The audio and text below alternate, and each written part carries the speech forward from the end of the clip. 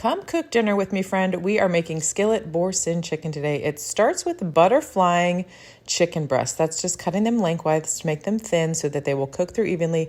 And then we're going to dredge them in some flour on both sides. After that, we will melt butter in a skillet.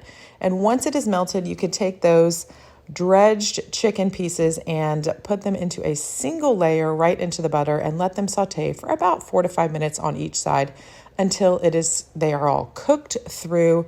I usually let them sit there until I see the white appear on the top side before flipping them over. Let them cook another couple minutes. I'm going to then transfer them to a plate nearby, and I will add more butter to do the second round of the chicken. If you're not doing a second round, then you can just skip up to the next part. Do the same thing. Let both of those sides of chicken cook all the way through. Set them aside on the plate. In that same skillet, we're going to add in onion and some garlic seasoning. Let that saute. Let those aromatics come up a little bit. Then we're going to stir in chicken stock.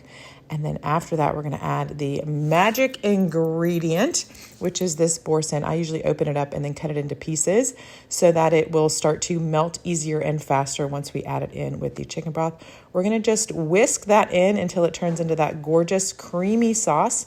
Let it bubble for a few minutes, and then we're going to just nestle that chicken right back into the sauce, and then it is ready for dinner. Give it a little touch of parsley. There you have it. Look for the recipe in the comments caption or